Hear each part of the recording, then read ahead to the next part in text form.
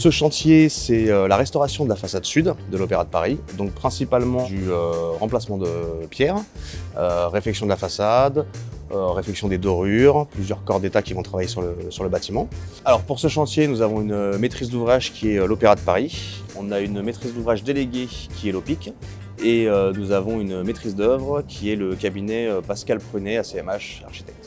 La partie installation a commencé fin 2022 et a duré à peu près 1 mois et demi. On a démarré le montage en janvier 2023. 310 tonnes au total ont été montées pour une surface d'à peu près 3100 m². La durée des travaux a été de 4 mois pour un marché de 1 600 000 €. La problématique principale de cet échafaudage, ça a été l'étaiement des sous-sols de l'Opéra, parce que sous le parvis, on a des grandes voûtes, il fallait étayer techniquement pour que l'échafaudage soit viable. La deuxième contrainte que nous avons eue, c'est l'accueil du public en sécurité pendant la durée des travaux. On a mis en place des tunnels qui font office d'issue de secours et d'accès pour le public. Et nous avons conservé aussi les 2 accès boutiques pendant toute la durée des travaux avec les indications correspondantes. Troisième contrainte, on a eu une emprise voirie qu'on a gérée avec un enclos de chantier pour éviter d'empiéter un maximum sur la circulation des voitures. On est principalement ancré dans les joints de pierre avec l'accord de l'architecte. Pour tout ce qui est partie loggia, on n'a pas pu s'ancrer directement parce que la façade est ouverte.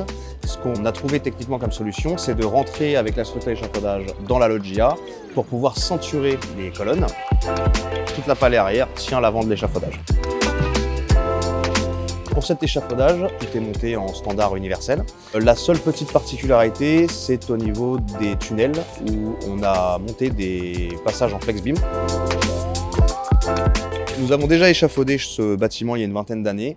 La différence avec la structure qui a été montée il y a 20 ans, c'est qu'on a à peu près 20% de matériel en plus, parce qu'on s'adapte beaucoup plus aux compagnons qui vont travailler sur l'échafaudage. On a besoin de leur offrir beaucoup plus de place et d'ergonomie de travail.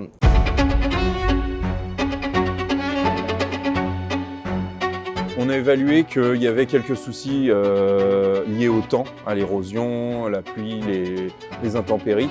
Donc quelques pierres sont mises un peu à se fissurer, voire casser. Donc on est là pour nous traiter tout ça, restaurer. Là on voit que c'est une refouille déjà faite. Donc la pierre viendra recoller à l'ancienne.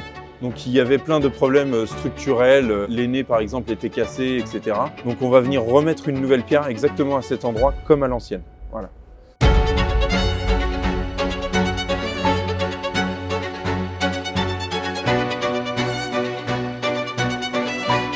Donc les travaux de restauration devraient durer jusqu'à fin d'année 2024.